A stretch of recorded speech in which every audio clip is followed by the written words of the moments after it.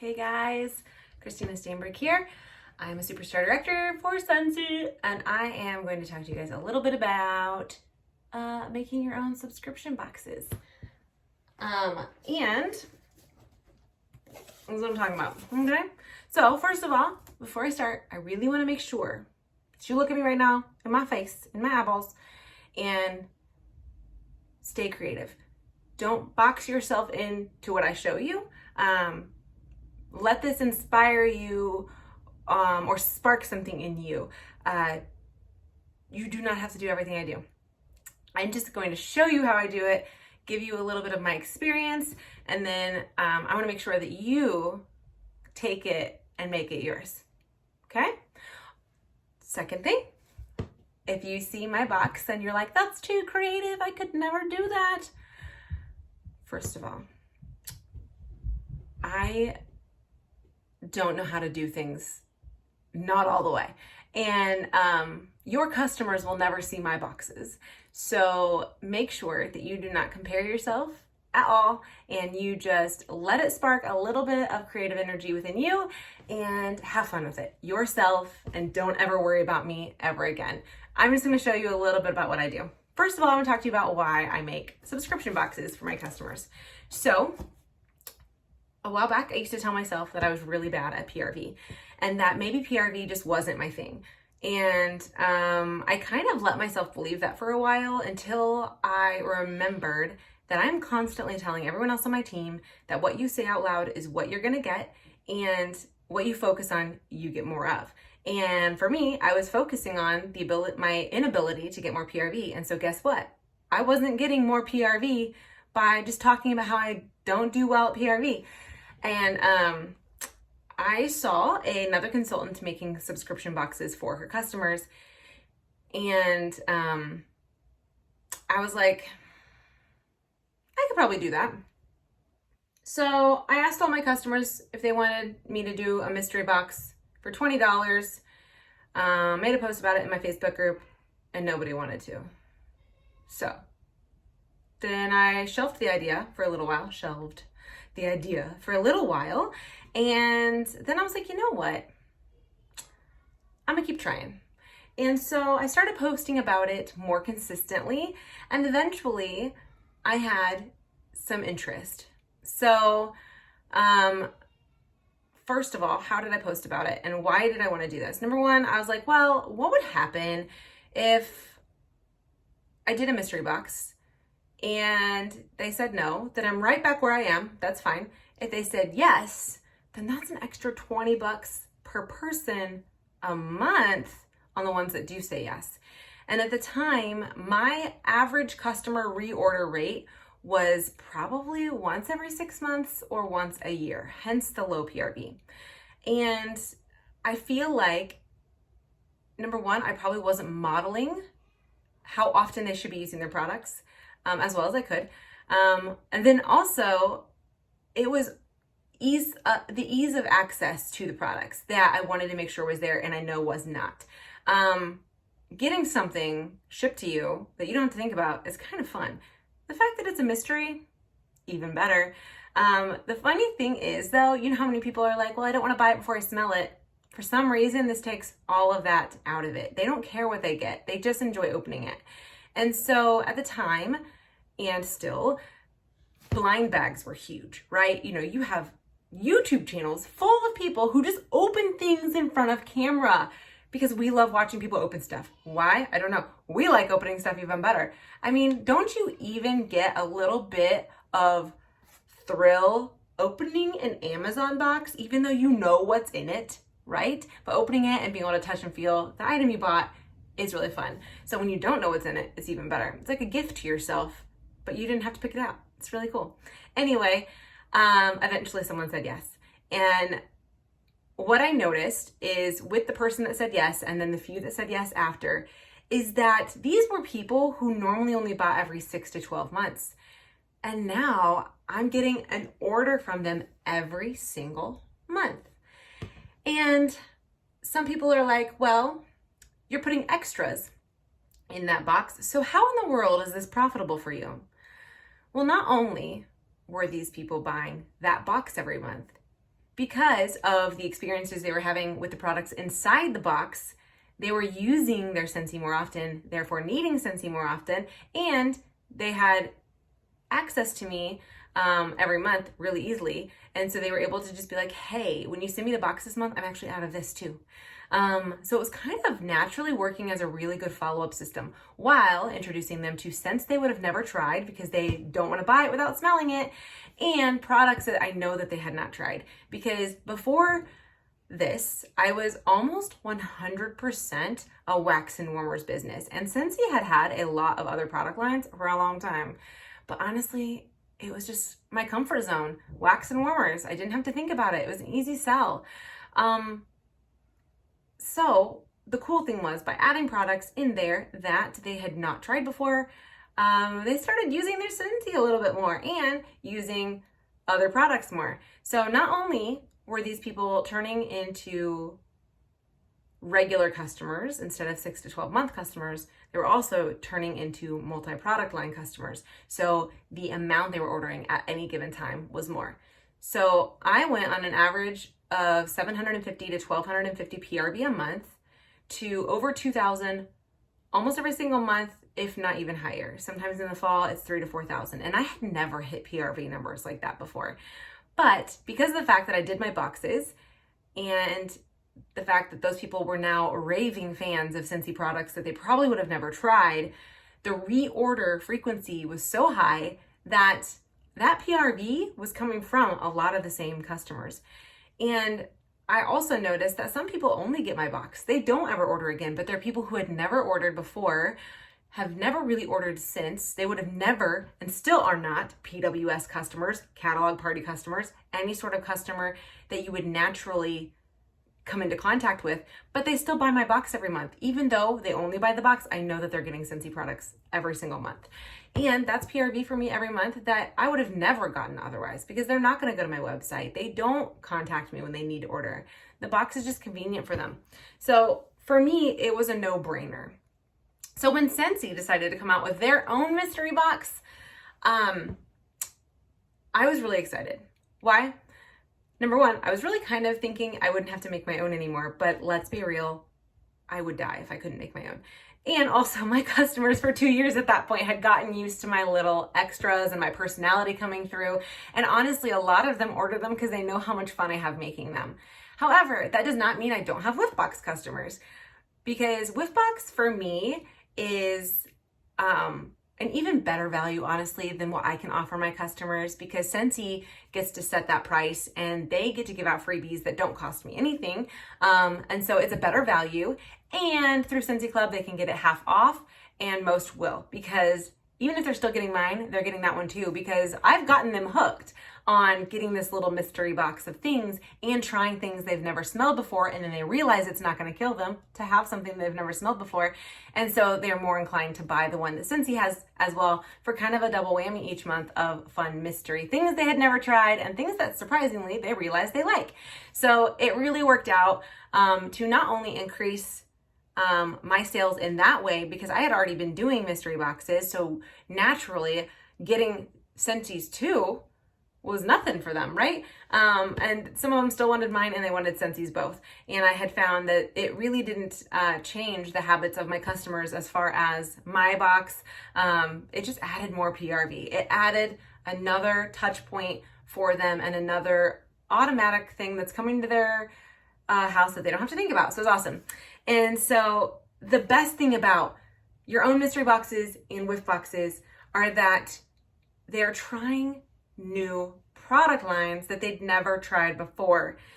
When you have a wax and warmers based business only, and you yourself are only using wax and warmers, you are truly setting yourself up for bare minimum PRV and bare minimum style customers. The coolest thing is that once they get hooked on all the other products, and you're using the other products because you're also getting the whiff box from Scentsy every month, because you can't make your own mystery boxes for yourself, and I've always really been sad about that. I always want to receive my own box, but it's not fun because I know what's in it. So the fact that now Scentsy sends me a mystery box, it makes me feel like I'm part of something, and I get to try things I probably will or would have never tried before. How many of you realize sometimes that a product you like in wax or hate in wax is your favorite scent in something else. That is something that I have found has helped a lot with Scentsy Swift Box, and I'm sure my own boxes have helped my customers as well branch out into fragrances they would have never given a chance to. For instance, Go-Go Mango for me in a Scentsy bar is like, it was forgettable for me. It was nothing I would have just bought. It didn't really have that like zing to my senses and my mental recall that it could have. But when they put Go-Go Mango in Counter Clean, I would have died for that fragrance in Counter Clean. It was so, so good. I couldn't even believe how different the experience was. And the same goes for so many of our other product lines. They sing in other things. Amazon Rain, would never use it in anything else ever, but try to take away my Amazon Rain Scentsy Fresh and I will hunt you down. Don't do it. It's amazing. I want to cry every time I spray my couch. I love it so much. It might be dramatic, but I love it. So it's just so important to get your customers trying new products, trying scents they would have never tried because when they smelled the tester or they tried it in wax, they didn't love it. But now they're trying it in other products and realizing that they have a wider palette than they thought. It's also widening their palettes if they originally didn't have wide palettes, because if they're not placing orders with you and the only wax they have is what came in their whiff box and they warm it, they realize they probably do like a broader range of fragrances than they think. When they realize they like a broader range of fragrances than they thought they originally did, guess how many of them now are willing to make purchases from you for things like LTOs, bundles, things that Scentsy offers without smelling it first. Because they've realized it's not scary because they're doing it every month with you already, and it increases your sales of all of the other product lines. It's just an overall fantastic tool for your PRV growth and your customer touch points and customer service and ways that you can show them yourself in it. So there you go. I want to show you a little bit about what this idea looks like in action. Like I said earlier, I'm going to show you my box. You're not allowed to go, oh, it's so cute. I wish I could get one of hers. No, you're going to use it as inspiration to go make your own. And I want to talk to you a little bit about themes and how I pick a theme for each box. First of all, picking a theme for each box. You need to think about your customers and not yourself. Try to make sure your theme is generic enough to reach a wide range of customers, but specific enough to make them go, that sounds interesting. So for last month or the month before, I did a 1990s box. Pretty generic, right? Who didn't love the 90s? And 90s nostalgia is like, woo, right now. And I'm still in a good mood from making that box. That was one of the biggest selling boxes I've had yet. And I got to put really fun things in there like scrunchies and push pop candy and all kinds of things that reminded me of being a kid in the 90s. Box sold awesomely. The second box, the one I'm going to show you right now, was my box in June, July, May? I don't remember. It was called Batter Up, and it was a baseball themed box. But not only baseball themed, like you have to be like a really cool baseball fan.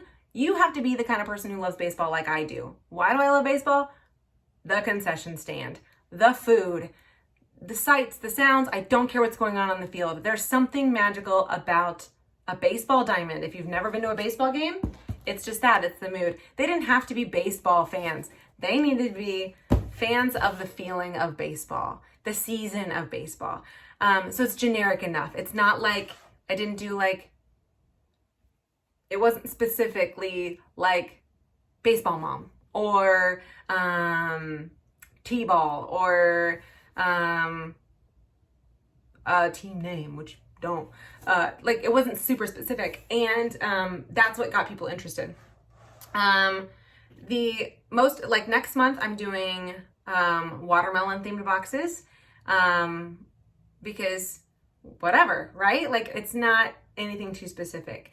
Because sometimes when we get too specific, it's because it's something that we're interested in, and we do actually lose the interest of others because if it's not something they're interested in. But if it's generic enough, like I don't think people have strong opinions on watermelon. Some do, fragrance-wise, but the trick is I don't always only put watermelon scents. If it's a watermelon box, I'm gonna put things that complement it. There might be a watermelon fragrance, but I'm also gonna pick things that complement the watermelon fragrance because I really don't want to just send a bunch of watermelon fragrances because if somebody doesn't like watermelon, that's not gonna fly, right? And I pick my scents in my boxes based on either their color, if the theme isn't a tight one. So For some of them I pick out based on color. Like there was one, like you can do a color-based box, like a green box, and all the wax is green. Things like that. Sometimes it's a color that makes the mood, and sometimes it's the name of the fragrance that makes the mood, and sometimes it's the blend of those fragrances that make the mood. And I just try to go with whatever the theme is and go that direction. Pick something generic. Do a happy box, or your theme for the month is hiking. Just something generic, something straightforward, something people have an ability to visualize and evoke an emotion with, that you can then use to pick what goes inside. So I'm gonna show you my baseball box. I'm gonna open it with you right now. Oh, hey! Oh, I gave you too many peeks. So I picked just tissue paper. I try to keep it closed. I want the whole thing to be magical.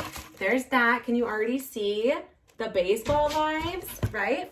So in this one, I actually found little Fimo slices that are baseball. Oh, you kind of saw one. Okay, cool. And then, like I said, baseball is about the snacks.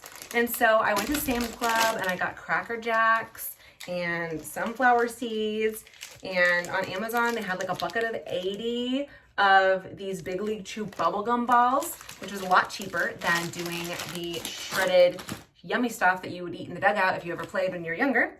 And so for fragrances, I was thinking, well, what is baseball season like? If they are a baseball mom, they do a lot of laundry, right? And so does anybody else who doesn't like baseball. So I was like, let me think of things that make you feel like baseball season and activities you might do during that time. And so every box I do, I try to make sure there are 3 products that are combine and save products. Buy 5, get 1 free. That helps me save as much money as possible on the products themselves so that I have room for the fun stuff. So I did and then I also do a sample of something and usually a snack. I don't usually do 3 snacks, but I couldn't stop myself that time. And also, I usually will so I do 2 wax bars every month, most months. I do 1 item for on the go, and then an item that most people don't always buy for themselves. So I actually made one of my items and my laundry item, or my sample item, mix. So I did the laundry samples that Scentsy has, plus a sample of Palm Beach Breeze washer whiffs. And I just make my little stickers in a little stickery app, and I print them at home. It says Palm Beach Breeze, washer whiffs, goodbye grass stains. And then my 4th product was dryer discs in Palm Beach Breeze. And I used Scentsy's samples for the other 2 because I just don't want to spend too much time making them. And the fragrances, for baseball for me, like there's nothing as American as baseball or apple pie. And so I was trying to think of things that felt baseball-y. And so I kind of did a red, white, and blue color scheme for the products. And then I tried to marry them with things that felt summery or spring-like. And so my wax was My Hero for blue and Sugared Strawberry for red. The funny thing is I don't just pick scents that I like to put in boxes. I don't really care for strawberry fragrances, but I do know that my customers do. So I try not to discriminate against any of our fragrances, and I put them in the boxes based on the mood that they would evoke, the color scheme working together. So when I pick a theme, I try to pick a color because that's gonna make it easier for you to pick out the stuff you put in it. So if you're not a very creative person, just pick a color and go with the color, and then call it a theme. And so my crinkle paper, I mixed black and green, and then there's little red, white, and blue stars in here. And like I said, I always do 2 wax bars. I do something for on the go, which is usually the car or something else. And then I do a 4th item that's usually the wild card. It's the whatever. It's the something that maybe they haven't tried, something they should try. And it's usually the item that can't be bundled and saved. So for my on the go item, I did a weathered leather car bar because I thought baseball gloves, leather, right? That makes sense. And so those all go together. And then I usually throw like 1 little extra item in there, and I did the little baseball bat pens. And I get those on like Oriental Express or Oriental Trading. I don't remember. But I get some of those on there. I look at Amazon. I'll look at the dollar store. But I try to make sure it looks like it has value. I don't want to buy cheap things just for the sake of having something cheap extra in the box.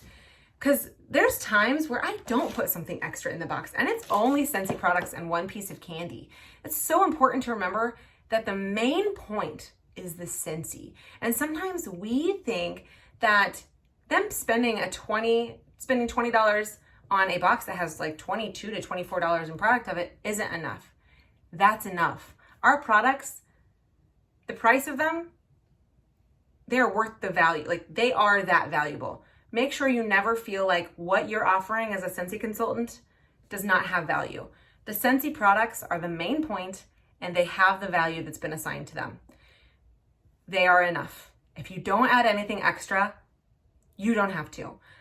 You could theme it just on a color and just make sure the crinkle paper matches, and throw a piece of candy in. Just something that gives it a special touch.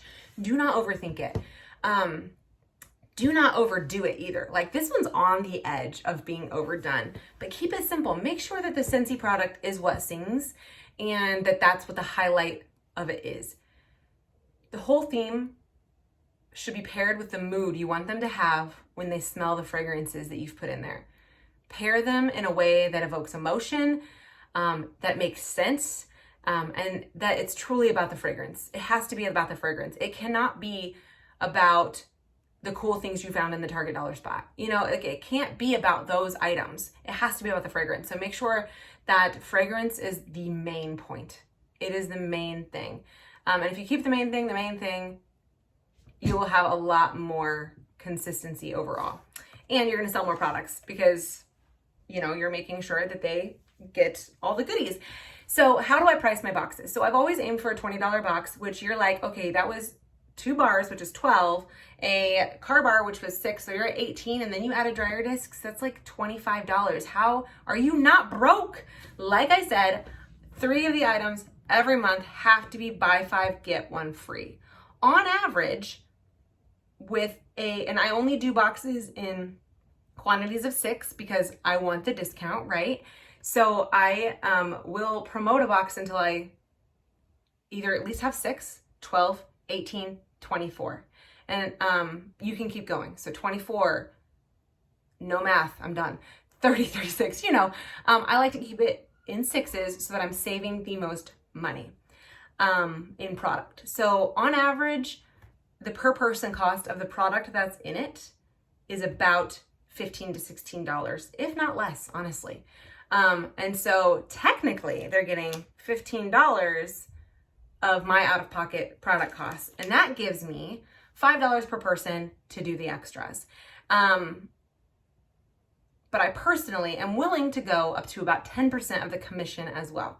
Because I know, like I said earlier, this is just marketing to me. At this point, this is just getting their foot and toes dipped into an area of product that maybe they wouldn't have dipped into before. This is no different than paying Facebook to advertise for you or paying your town to put up a flyer somewhere.